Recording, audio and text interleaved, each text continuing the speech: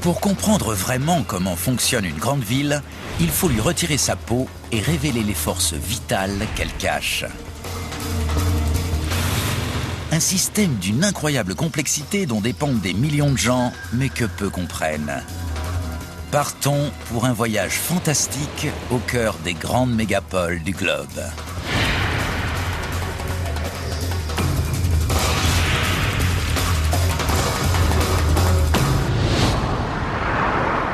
On la surnomme la ville lumière. Mais Paris a une face cachée. Cette Mecque du tourisme recèle un site rarement visité. Tapis sous la surface, à l'abri des regards, le ventre de Paris. L'organe vital de la capitale mondiale de la cuisine.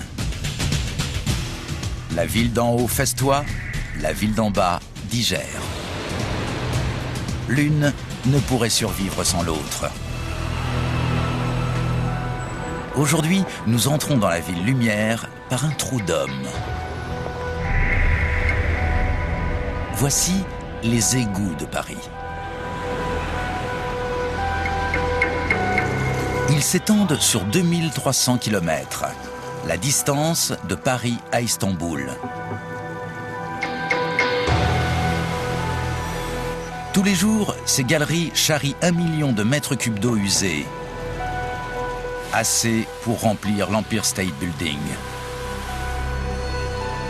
Sans les égouts, la plus belle ville du monde se noierait dans ses propres ordures.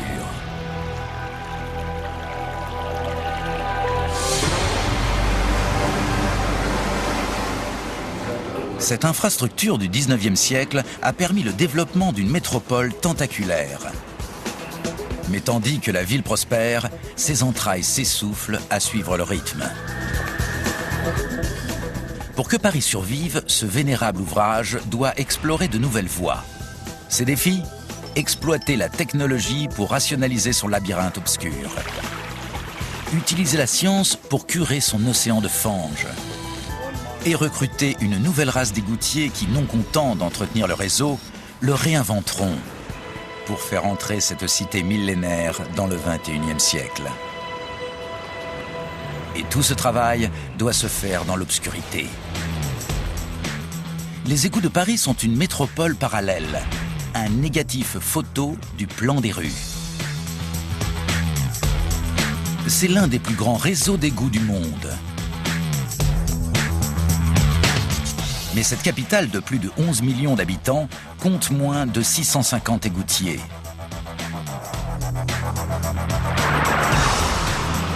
Grâce à une conception particulièrement ingénieuse, c'est la gravité qui fait presque tout le travail. La pente naturelle entraîne les effluents vers le bas et les stations d'épuration. Leurs trajets débutent dans des canalisations de la taille d'une soucoupe et finissent dans des collecteurs plus vastes qu'une maison. En terrain plat, des pompes de relevage activent la circulation. Le réseau est relié à la surface par le biais de 18 000 canalisations et 30 000 bouches d'égout. Des ouvrages, des égouts, les mieux conçus au monde actuellement. La fierté est une spécialité française, comme le vin et le fromage. Mais Philippe Bousigny a des raisons d'être fier. Les égouts de Paris ne sont pas seulement exceptionnels, ils sont logiques. Chaque canalisation correspond exactement à la rue qu'elle dessert. Même orientation, même taille. Vaste collecteur sous les grands boulevards, conduite étroite sous les ruelles. Ce qu'il faut dire, c'est qu'à chaque rue aussi, dans chaque ouvrage, vous avez un nom de rue pour pouvoir se repérer. En égout, si nous n'avions pas ces plaques, on se perdrait facilement. Même nous qui connaissons bien ces systèmes. Donc les égouts sont un vrai dédale en fin de compte de ramification. Et ce labyrinthe exige un entretien permanent. Depuis des années, c'est la section d'assainissement de Paris qui est chargée d'entretenir ce dédale de conduits et de tunnels. Dans un ouvrage où le moindre défaut serait synonyme de désastre, chaque centimètre doit être inspecté régulièrement pour repérer les fissures, les trous et les fuites.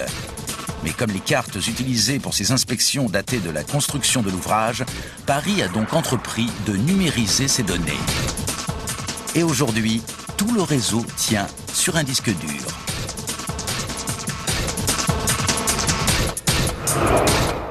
Donc, le système Tigre présente l'ensemble du réseau d'assainissement de Paris.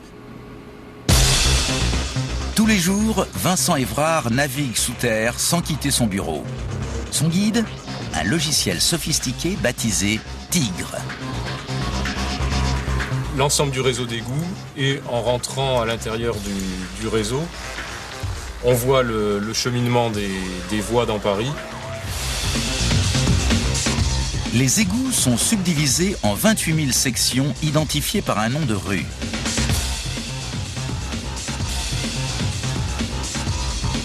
La carte est impressionnante, mais Tigre a d'autres ressources. D'un simple clic, Vincent peut afficher l'état des lieux de tout segment du réseau. Donc on est au 43 de la rue Copernic ici. Cette section n'a pas été inspectée depuis des mois. Mais en quelques heures, Vincent saura si tout va bien ou si elle est malade. Chaque canalisation subit 2 visites par an qui donnent lieu à un compte-rendu. Tigre ausculte les entrailles de Paris et diagnostique leur pathologie. Sans ces données, tout le réseau d'égouts s'effondrerait. Mais pour collecter les informations qui alimentent Tigre, des hommes doivent plonger dans le noir.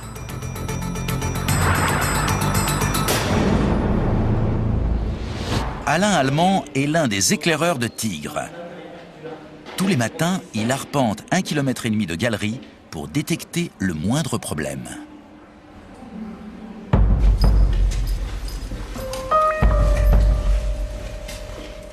Paris est un vrai morceau de gruyère, il y a le métro, il y a des tunnels, il y a des caves, des souterrains.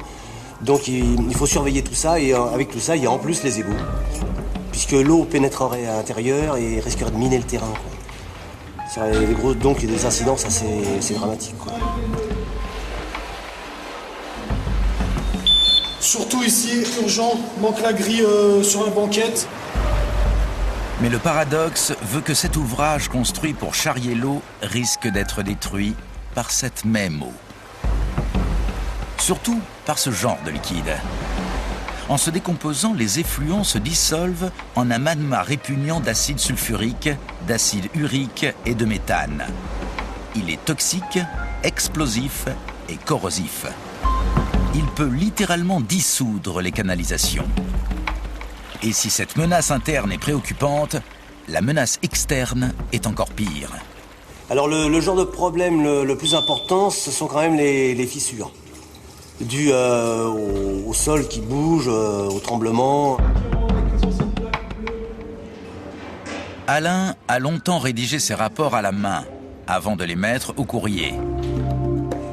Dans ce labyrinthe où toute fissure est une catastrophe en germe, il faut faire vite.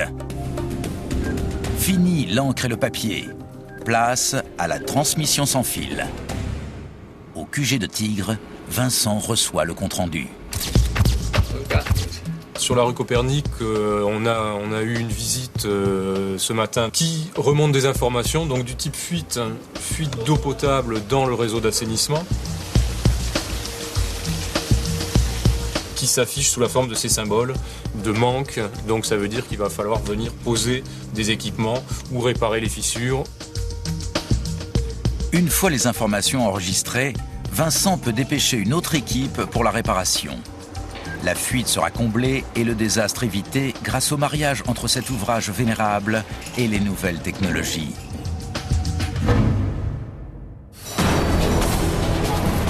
Mais le progrès ne se contente pas de moderniser l'entretien du réseau d'égouts. Il modifie son rôle. De nos jours, une métropole se nourrit d'une denrée très précieuse, l'information. Et à Paris, elle emprunte des voies de circulation très singulières.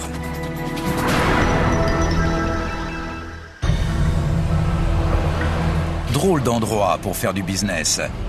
Dans la ville lumière, tout est possible.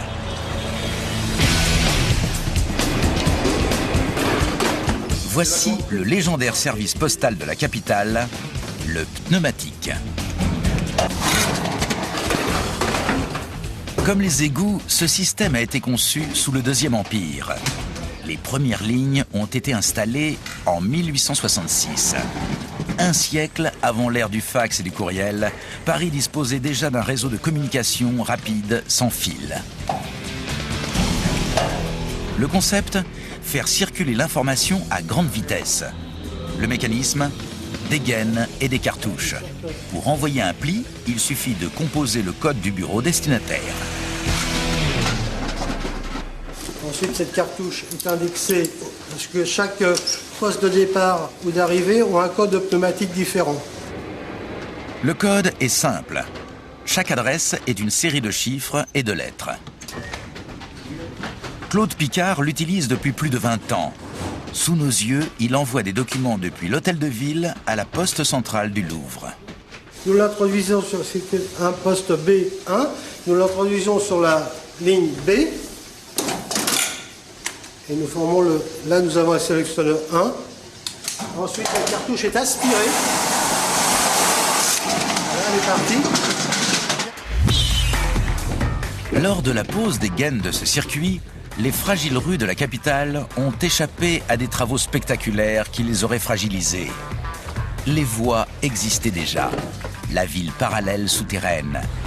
Une infrastructure tentaculaire, réplique exacte du tracé de la voirie.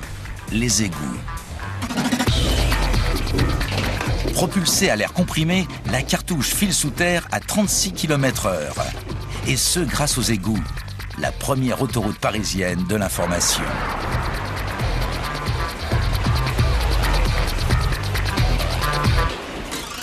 Le pneumatique a également lancé une autre innovation. Le suivi des colis. Il y a un petit point qui s'allume sur la ligne B, le 1, on la suit. Elle va monter par son propre poids. La poste pneumatique était un service public accessible à tous les Parisiens. Les 10 km de conduits qui couraient le long des égouts à l'origine ne sont plus que 7 aujourd'hui et servent surtout à l'acheminement de documents originaux entre différents ministères. Comme toute innovation technologique, le pneumatique a été dépassé par le progrès. Aujourd'hui, il est plus facile d'envoyer un fax ou un courriel que l'une de ces cartouches. Mais la France n'a pas dit son dernier mot en matière de révolution technologique. Paris veut se libérer du papier, des gaines et même des câbles. Et cette libération exige un nouveau système.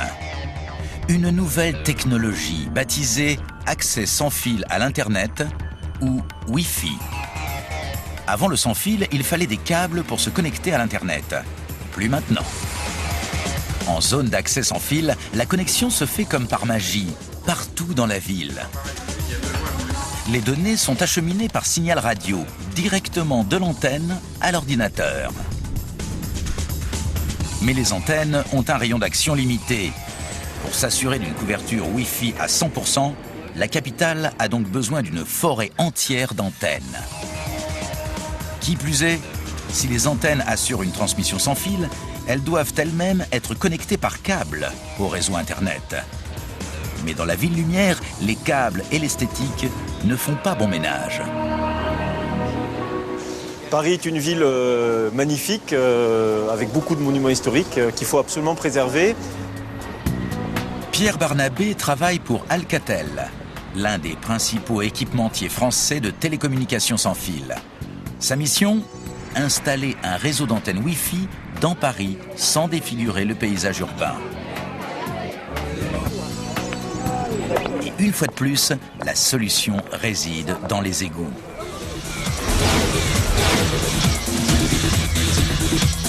Mètre par mètre, les câbles en fibre optique étendent leur emprise. Un jour, ces fils d'Ariane tisseront une toile qui reliera tous les bureaux, tous les magasins, tous les restaurants et tous les appartements de la métropole. Pendant ce temps, dans le ciel parisien, les antennes Wi-Fi poussent comme des champignons sur le toit des immeubles. Des champignons technologiques fertilisés sur la fange des égouts. À terme, le ventre de Paris abritera assez de câbles optiques pour connecter un réseau serré d'antennes. Grâce au chevauchement de leurs rayons d'action, elles formeront des zones d'accès sans fil ou hotspots, permettant la couverture de toute l'agglomération. Sans fil, les Parisiens recevront des courriels, des vidéos et des données à la vitesse de l'éclair. Tout ça grâce aux égouts.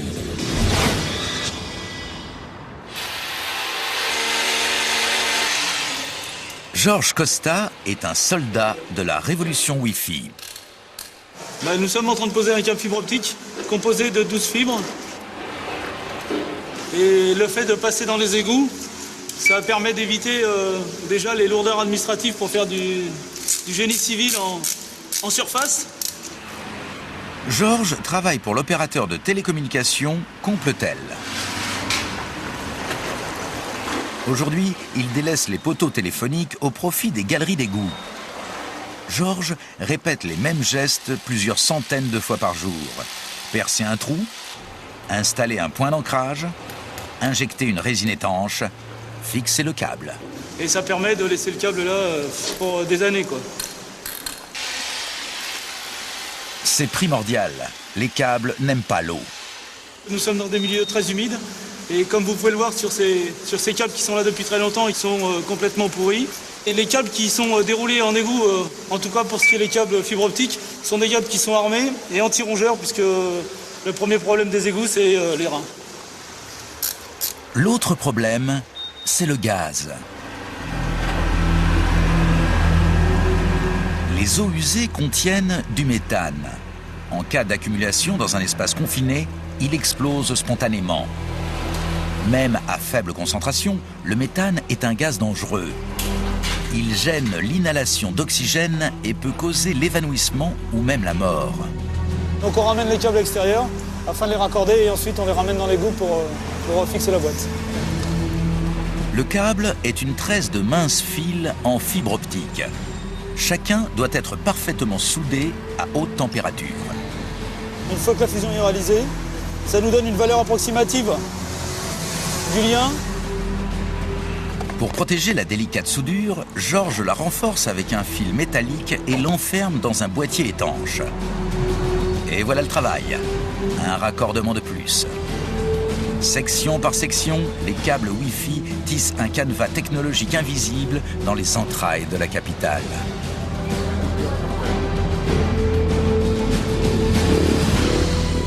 Si vous regardez, il n'y a presque pas de câbles de téléphonie ou de télécommunication dans Paris. Pour ça, c'est assez exceptionnel. Tout est enterré, donc véritablement, c'est invisible. Exceptionnel et invisible, mais inachevé. En effet, certains égouts sont inaccessibles car trop étroits. La solution ? Rétrécir la main-d'œuvre.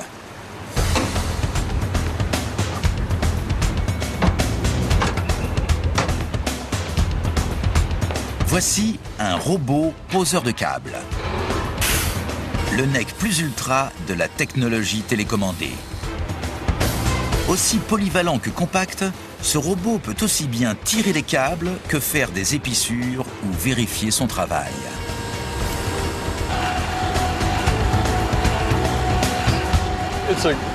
C'est une machine étonnamment complexe. Il a fallu plus de 3 ans pour la mettre au point. Jack Conley est le fondateur et PDG de Cabotic, une société américaine spécialiste de la pose de câbles dans les égouts. Pour montrer aux Européens de quoi son robot est capable, il ne pouvait pas choisir meilleur laboratoire que les égouts parisiens. Pour éviter la corrosion, chaque composant est scellé sous vide contre l'humidité. Il est de plus équipé d'un détecteur de gaz qui repère les poches de méthane ou tout autre gaz explosif dans les égouts. Quand il détecte la moindre trace, le robot s'éteint automatiquement.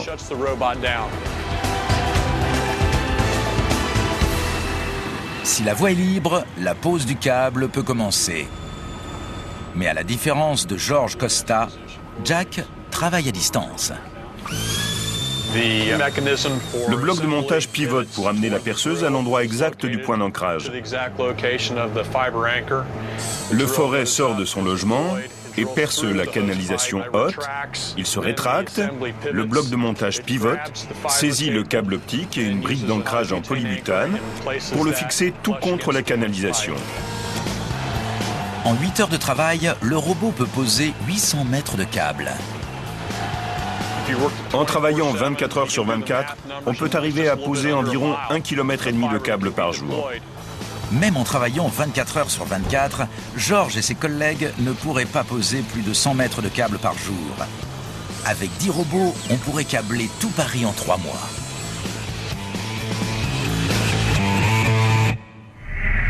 Le test a été concluant.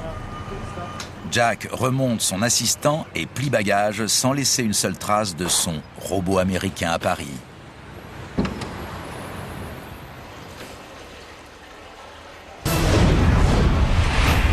Les robots poseurs de câbles arpenteront bientôt les égouts. Mais pour entretenir ce dédale de galeries, une autre équipe est déjà à pied d'œuvre. Des ouvriers aux nerfs d'acier, insouciants du danger, vaccinés contre les maladies de ce monde souterrain, capables de s'aventurer seuls dans les moindres recoins et équipés pour voir dans le noir. Ces ouvriers ne sont pas claustrophobes. Ils sont étanches, traités anti-corrosion et disponibles en 3 tailles. Ils forment l'avant-garde des égoutiers de Paris. Dans les rues de cette mégapole, d'autres robots prennent la relève.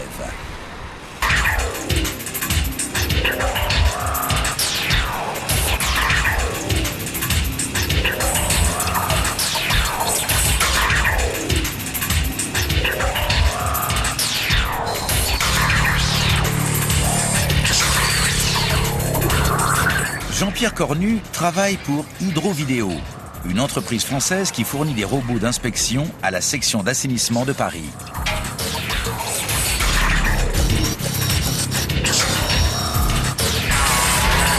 Là, j'ai le plus gros de nos robots pour l'inspection de canalisation de diamètre 150 à 1200 mm ou plus suivant les accessoires. J'ai ici un robot un petit peu plus petit qui permet d'inspecter des canalisations un peu plus petites. Et là, un autre robot motorisé pour l'inspection de toutes petites canalisations de diamètre 100 mm. Soit le diamètre d'une tasse à thé. Équipé d'une caméra et télécommandé, le robot se charge de la détection des fissures et des fuites.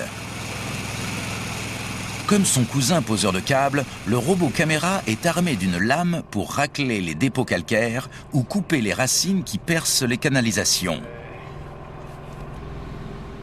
Jean-Pierre peut télécommander ses ouvriers sur longue distance, jusqu'à 1000 mètres. Quelle que soit la position du robot, l'image est parfaite. Rotation à 360 degrés ou à 180 degrés perpendiculairement à l'axe de la canalisation, avec un système qui me permet d'avoir une image qui est toujours à l'horizontale. Grâce au laser, il peut mesurer toutes les imperfections détectées par son assistant. Il peut également connaître le degré de pente d'une canalisation neuve pour s'assurer que la gravité fera son travail.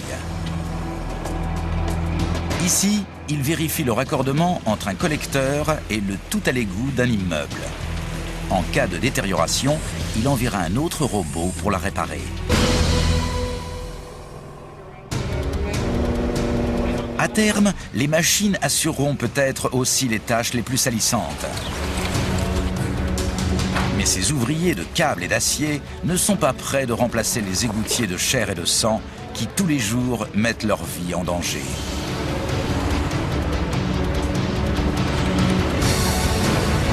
Pour assurer la fluidité du transit intestinal de la capitale, il faut de la perspicacité, des muscles et des nerfs d'acier. Mais en cas d'imprévu, l'homme ne fait pas le poids contre les forces de la nature.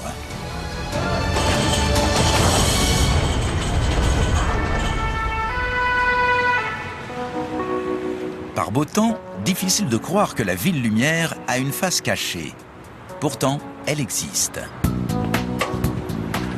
Même cette vieille dame, la Tour Eiffel, ne peut se voiler la face. Tous les ans, 6 millions de touristes lui rendent visite. Mais derrière cette imposante structure d'acier, ici aussi, la tuyauterie gargouille.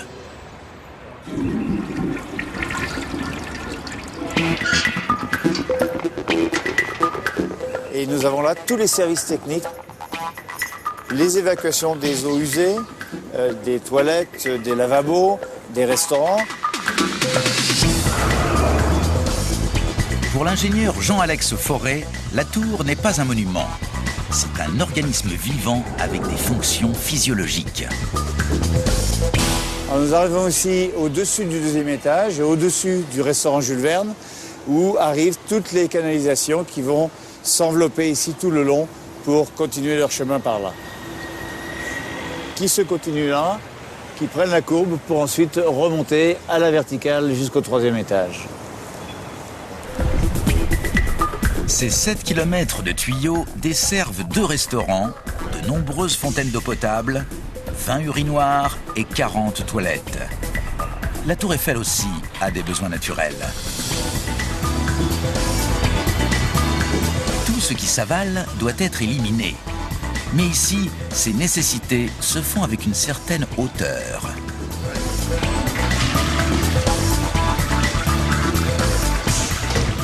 Ah tiens, les toilettes les plus hautes du monde pendant au moins un demi-siècle. C'est là où tout démarre et puis ça se termine dans les égouts de la ville de Paris, quelque part en bas. La pesanteur entraîne les eaux usées dans les égouts et elle en assure l'écoulement.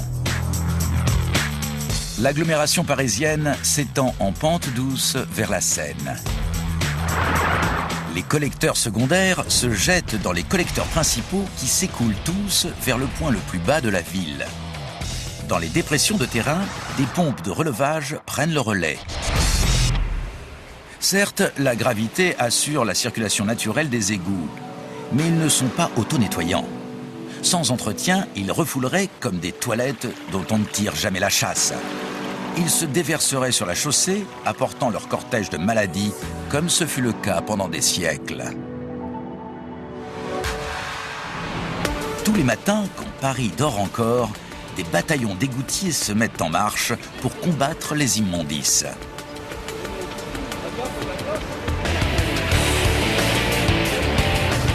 Il faut une armée pour empêcher le réseau de se boucher, et ces hommes combattent en première ligne. Leur journée commence à 6 h du matin. Quand Paris s'éveille, ses égouts aussi.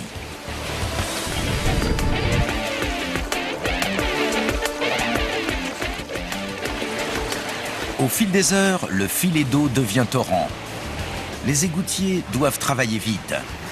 L'eau monte rapidement et à midi, ils risquent de patauger dans la fange jusqu'au cou.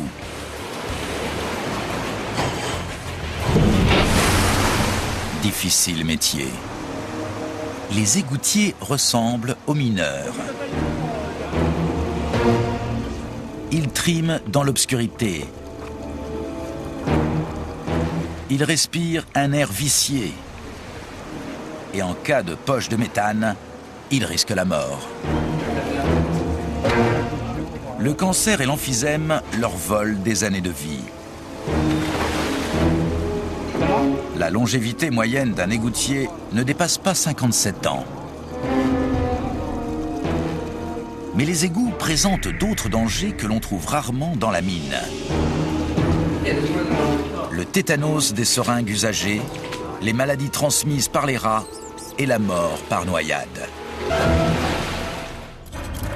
Leur équipement ressemble à une tenue de combat. Respirateur, détecteur de gaz et un mousqueton de sécurité. Le harnais, c'est en cas d'accident, c'est qu'on puisse être attaché ici, être maintenu pour les reins et avoir le crochet pour pouvoir être sauvé, pour être remonté par le mousqueton par les pompiers. Et voilà le parfait égoutier prêt à aller au travail.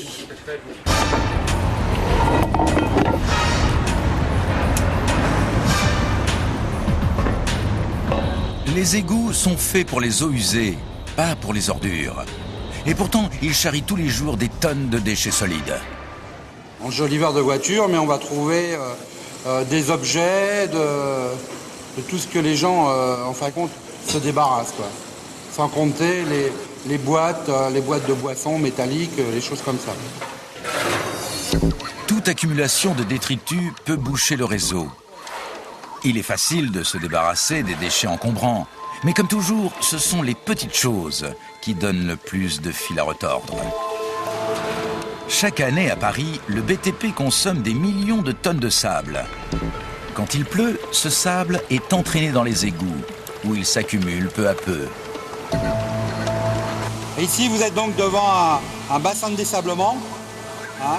Alors c'est par là, en fin de compte, on va piéger les sables qui s'écoulent dans les égouts, différents égouts. Une fois que celui-ci est plein, on le met à sec et à l'aide donc de cette trappe, on va pouvoir extraire tous les sables vers l'extérieur, soit par aspiration ou par un système de grue pour pouvoir enlever tous les corps lourds.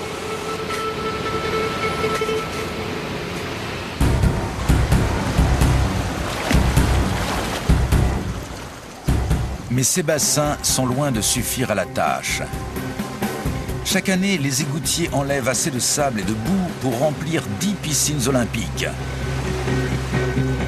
Pour ce faire, ils utilisent un outil qui n'a pas changé depuis un siècle, le bateau-vanne.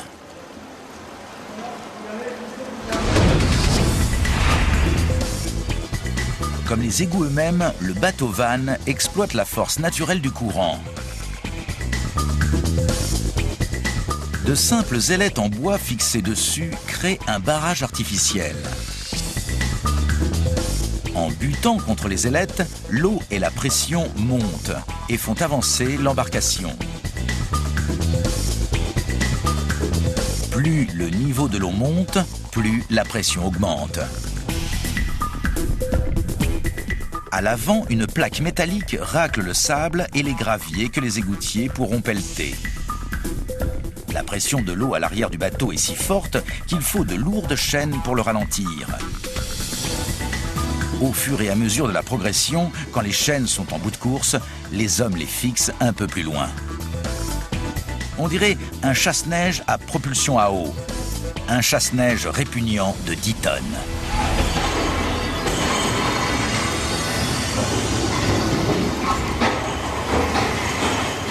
Et c'est vraiment, ils n'ont pas trouvé mieux que pour curer les égouts. Richard Jourdrain est chef d'équipe sur un bateau-vanne. Aujourd'hui, lui et ses hommes curent un collecteur de 50 mètres dans le quartier de l'Opéra. Avant de pouvoir commencer, ils doivent dégager leur outil de travail d'un océan d'immondices. On arrive le matin, il est enfoui dans la merde. On est avec des poubelles et on écope le bateau. On fait sens contraire. C'est le pire, ça. Quand un bateau coule, parce que c'est suivant les orages, le bateau colle à la voûte et l'eau et la merde elle rentre dans le bateau.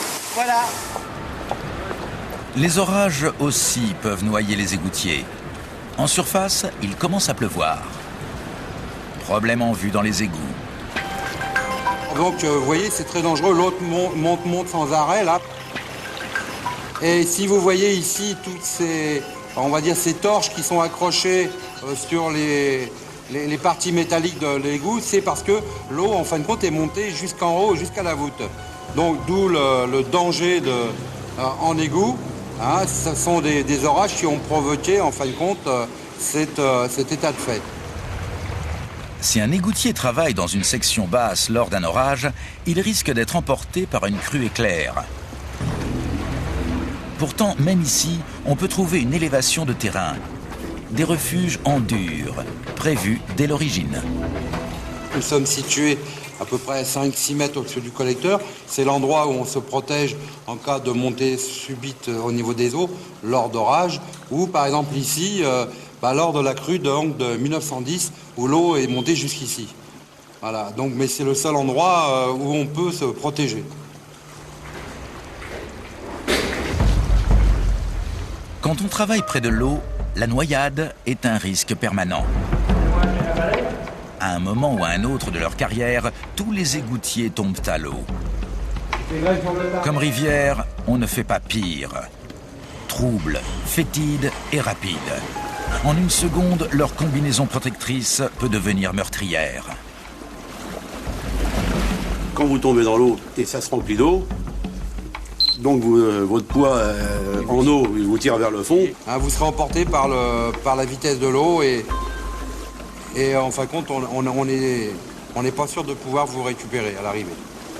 Ou dans un drôle d'état. Pour l'instant, c'est le bateau-vanne qui risque d'être emporté.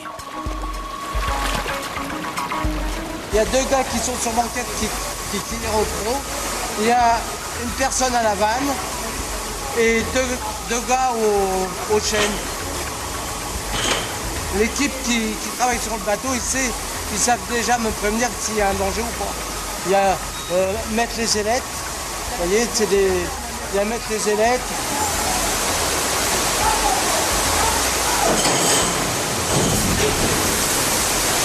Vous avez compris pourquoi ça devient dangereux?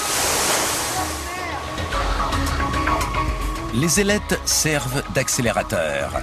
Pas assez de pression, le bateau n'avance pas. Trop de pression, il s'emballe. Un monstre déchaîné de 10 tonnes. Il y a tellement de pression, il arrive un moment où je suis obligé de faire stopper la manœuvre parce que le plan d'eau il montait tellement haut. On doit travailler avec 1 mètre d'eau sur banquette, derrière le bateau. Et après, il n'y a plus de sécurité. Malgré les précautions, le risque s'aggrave. La pression monte. Les chaînes souffrent. C'est trop.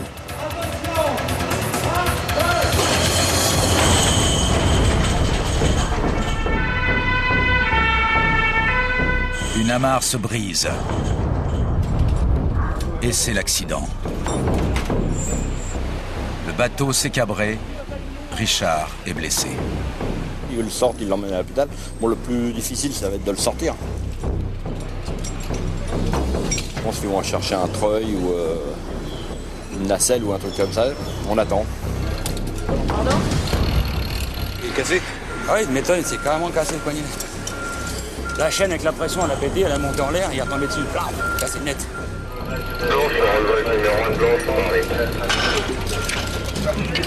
Et là. Amenez mon fils de service des égouts. Dans les égouts, les accidents peuvent être mortels. Richard a eu de la chance. Bon, bientôt en Amérique. Aujourd'hui, il a besoin d'un médecin, pas d'un prêtre. C'est le prix à payer pour garder cette mégapole propre. On travaille dans les salles, mais on n'était pas solidaires et si on ne faisait pas attention à nous les uns les autres, et je pense qu'on aurait beaucoup plus d'accidents que ça. En fin de compte, c'est un métier très très dangereux. La technique fait fonctionner les égouts, mais ce sont les hommes qui les entretiennent. Pour assurer l'assainissement de cette mégapole, une poignée d'hommes risquent tous les jours leur vie. J'ai un fils qui a maintenant 30 ans.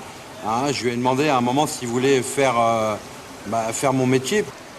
Non, je crois qu'il a été dissuadé de faire mon métier. Par contre, c'est un métier qui, dans des familles, les enfants, les petits-enfants sont rentrés aux égouts parce que le père était égoutier, le grand-père était égoutier. C'était aussi une tradition quand même chez nous.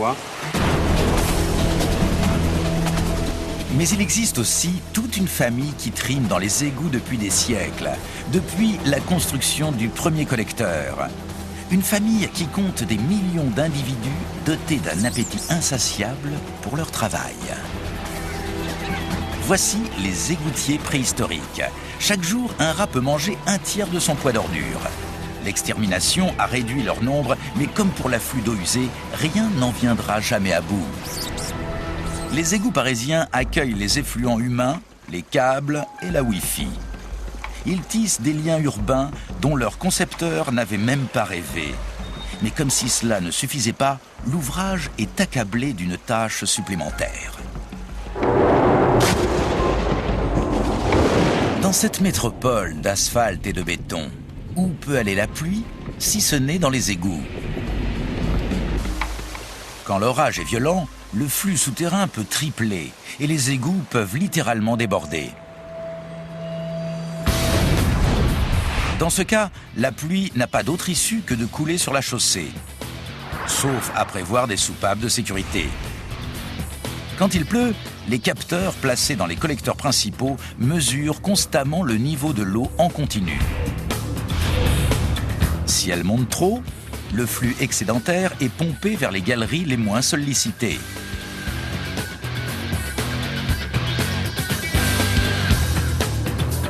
Si l'ensemble du réseau arrive à saturation, le trop-plein est pompé dans la demi-douzaine de déversoirs d'orage qui jalonnent la ville. Quand la pluie s'arrête, leur contenu est réinjecté dans le réseau. Enfin, en cas de pluie diluvienne et de saturation totale, l'ouvrage dispose d'un ultime système de sécurité intégré. Les 45 collecteurs qui relient les égouts de Paris à la Seine. Les vannes s'ouvrent automatiquement et le trop-plein se déverse directement dans le fleuve. En cas de déluge, ce dispositif est la seule protection contre la catastrophe.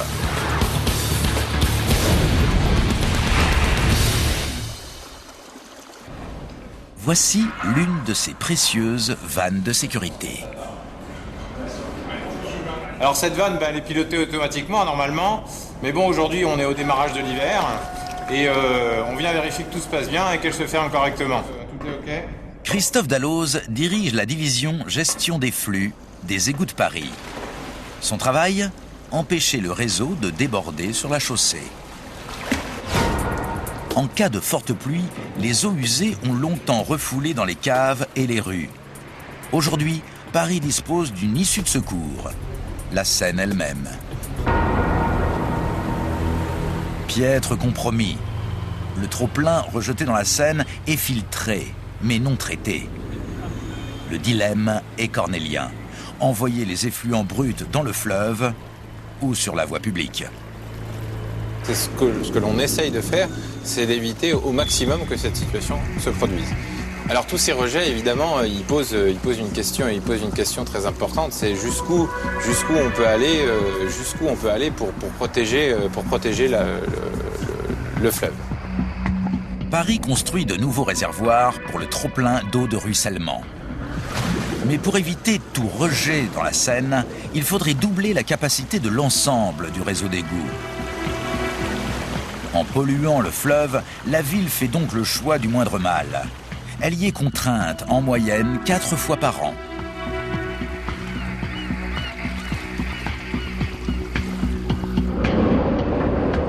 Encore un côté obscur de la ville lumière. Mais il y a 100 ans, ce scénario du pire était une plaie quotidienne. Les effluents se déversaient directement dans la Seine. Si au XIXe siècle, les égouts ont sauvé Paris, au XXe siècle, les stations d'épuration ont sauvé le fleuve. Mais au XXIe siècle, la technologie permettant de transformer ce cloaque en eau potable a pris une nouvelle direction. Aujourd'hui, pour assainir les eaux usées, il faut nager à contre-courant de procédés dépassés.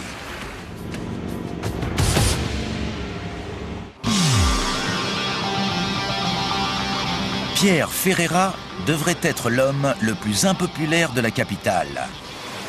Il dirige en effet une usine d'épuration en proche banlieue parisienne. Et pourtant, l'odeur n'indispose pas, même les nez les plus délicats. Voici l'usine de Colombes, l'une des stations d'épuration les plus modernes du monde. Qui est complètement moderne, qui est, comme vous avez pu vous en rendre compte, insérée dans un milieu urbain, sur lequel je dirais, la grande difficulté était le fait qu'il devait y avoir zéro nuisance. La décantation est la première tâche de toute station d'épuration. Séparer les liquides des matières solides. Dans les usines traditionnelles, la décantation se fait à l'horizontale, dans des bassins géants à ciel ouvert qui occupent plusieurs hectares. Procédé onéreux pour éliminer des déchets sans valeur. Construire ce genre d'usine coûte cher. Elles occupent des surfaces considérables et elles puent. Dans l'usine expérimentale de Colombes, la décantation se fait à l'intérieur et qui plus est à la verticale. Les eaux usées sont traitées dans un circuit fermé de cuves dédiées. C'est une usine qui est incluse dans un cube de 150 mètres de long sur 150 mètres de large et sur 26 mètres de hauteur. Dans cet espace, on est capable de traiter ce que traite une station d'épuration, je dirais, classique, qui va représenter environ 2 ou 3 hectares. Le dispositif étant vertical, la décantation se fait plus rapidement que dans une station traditionnelle. La pesanteur et les pompes font l'essentiel du travail. On peut augmenter les vitesses et le taux de traitement d'environ 5 fois, être 5 fois plus performant qu'un décanteur normal. Donc, ce qui veut dire également beaucoup plus de pompes, beaucoup plus de pompage que sur une usine normale. Au fur et à mesure de son extension, la ville agrandit ses anciennes stations pour traiter le surplus d'eau usée. Mais Colombes est la solution d'avenir. Des unités plus petites, mais offrant une grande capacité et peu d'inconvénients. C'est un véritable tour de magie. Ce qui entre ici n'en ressort pas. Le processus est hermétiquement fermé. Première étape, les eaux usées passent dans une cuve de sédimentation au fond de laquelle se déposent les déchets solides. Les effluents passent ensuite dans plusieurs cuves de traitement biologique. L'eau est épurée grâce à l'injection de micro-organismes qui assimilent toutes les particules biodégradables. Après ajout d'oxygène au mélange, les bactéries prolifèrent et dévorent littéralement les polluants. Lorsqu'elles n'ont plus aucune matière à se mettre sous la dent, les bactéries se déposent, laissant s'écouler une eau débarrassée de toute impureté. Il ne reste plus qu'à faire disparaître les boues résiduelles enfumées. Les boues sont donc incinérées dans des fours que vous pouvez apercevoir sur ma droite et sur lequel je suis installé à l'heure actuelle. Les boues sont introduites à la base du four. Elles sont ensuite amenées à une température de 850 degrés. Et ensuite, les particules sont filtrées et piégées. Résultat, les vapeurs émises par Colombes sont inoffensives, inodores et même sans fumée. Dans cette station d'épuration, on ne voit rien et surtout, on ne sent rien. On n'a aucune plainte des riverains. Colombes est considérée comme une usine propre et donc les rejets à l'atmosphère doivent être complètement inertes. À la sortie, c'est une eau épurée qui retourne à la Seine. La boucle est bouclée. Chaque jour, 300 millions de litres d'eau sont pompés de la Seine vers les stations d'épuration pour étancher la soif des Parisiens.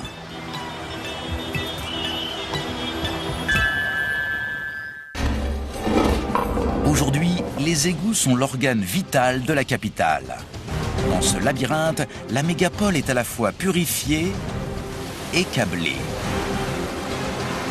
Nettoyée et connectée.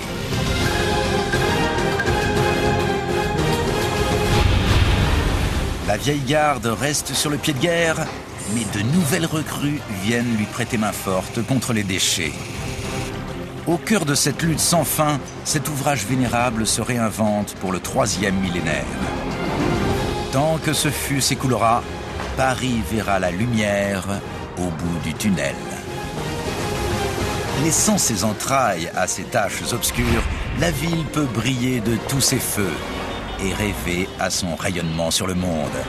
Ainsi va la vie dans la ville lumière. Fluctuat nec mergitur.